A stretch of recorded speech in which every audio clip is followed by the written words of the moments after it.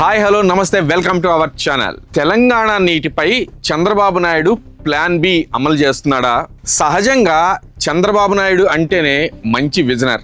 బాబు గనక ప్లాన్ వేస్తే ఇక అంతే. అయితే అవన్నీ జిత్తులు మారిన ఆలోచనలని ప్రతిపక్షం వాళ్ళు అంటూ ఉంటారు.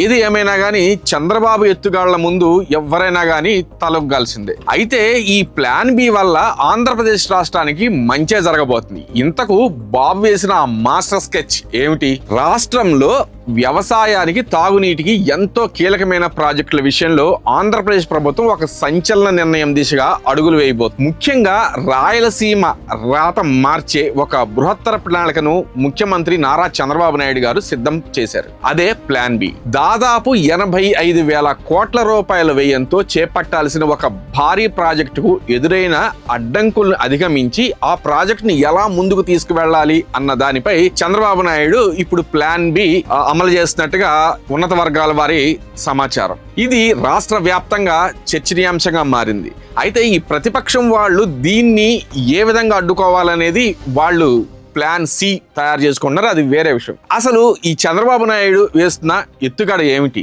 దీనివల్ల తెలంగాణకు నష్టం జరుగుతుందా, లేకపోతే ఆంధ్రప్రదేశ్ అప్పు పెరుగుతుందా, అసలు ఏంటి? అయితే ఇక్కడ ఈ విషయం తెలుసుకోవాలంటే మనం ఒకసారి గతంలో గనక వెళితే రాయలసీమలో కరువును శాశ్వతంగా పారద్రోలాలనే ఉద్దేశంతో రాష్ట్ర ప్రభుత్వం గతంలో ఒక భారీ డిజైన్ రూపొందించింది. అదే పోలవరం బనకచెర్ల లింక్ ప్రాజెక్ట్.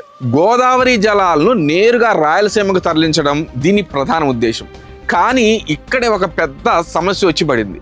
గోదావరిలో మిగులు జలాలు లేవని, అందువల్ల ఈ ప్రాజెక్టుకు అనుమతి ఇవ్వద్దని పొరుగు రాష్ట్రమైనటువంటి తెలంగాణ తీవ్ర అభ్యంతరాన్ని వ్యక్తం చేసింది. ఎగువ రాష్ట్రాల నుంచి పూర్తి అనుమతులు వస్తేనే ఈ ప్రాజెక్టును ముందుకు తీసుకెళ్లగలమని కేంద్ర ప్రభుత్వం కూడా స్పష్టం చేసింది.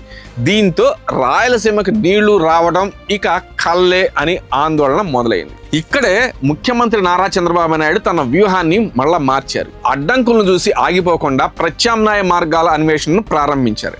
అలా పుట్టిందే ఈ కొత్త డిజైన్. పోలవరం నుంచి నేరుగా బనకచెర్లకు నీటిని తరలించే బదులు వెలుగొండ ప్రాజెక్టులో అంతర్భాగమైన నల్లమల సాగర్ ను ఈ కొత్త నెట్వర్క్ కు ఒక కీలకమైన జంక్షన్ గా మార్చాలని నిర్ణయించారు. ఈ కొత్త మార్గం ప్రకారం మొదట పోలవరం నీటిని కాలువల ద్వారా నేరుగా ప్రకాశం బ్యారేజీకి తీసుకువస్తారు. అక్కడి నుంచి ఆ నీటిని పల్నాడు జిల్లా బొల్లాపల్లి వద్ద నిర్మించబోయే ఒక భారీ రిజర్వాయర్ లోకి ఈ నీటిని ఎత్తిపోస్తారు. బొల్లాపల్లి రిజర్వాయర్ నుంచి నేరుగా ఆ నీటిని నల్లమల సాగర్ కు తరలిస్తారు. ఒక్కసారి నీరు నల్లమల సాగర్ కనుక చేరుకుంది అంటే చాలు, అక్కడి నుంచి గ్రావిటీ ద్వారా సోమశిల, కండలేరు ప్రాజెక్టులతో పాటు బనకచెర్లకు కూడా చాలా సులభంగా నీటిని పంపిణీ చేయవచ్చు.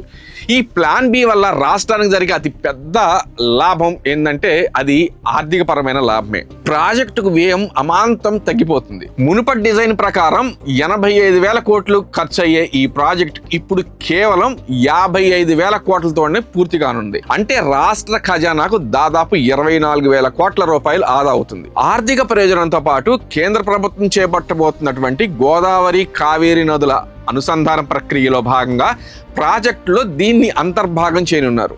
పైగా ఛత్తీస్గఢ్ వాడుకోకుండా వదిలేస్తున్న గోదావరి మిగులు జలాలను వినియోగించుకునేలా ప్రణాళికలు రచిస్తున్నారు.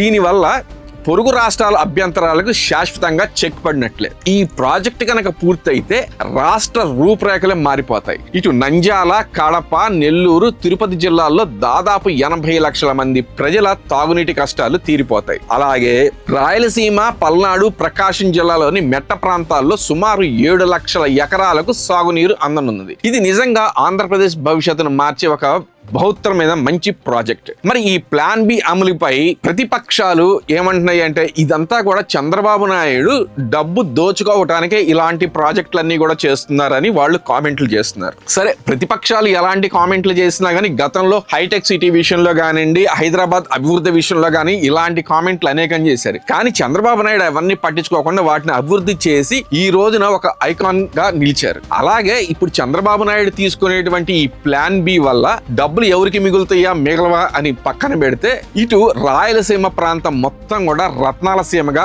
మారనుంది. అలాగే నెల్లూరు, కృష్ణా, ప్రకాశం, గుంటూరు ఈ జిల్లాలు కూడా ఇవన్నీ కూడా సస్యశ్యామలం అవ్వబోతున్నాయి.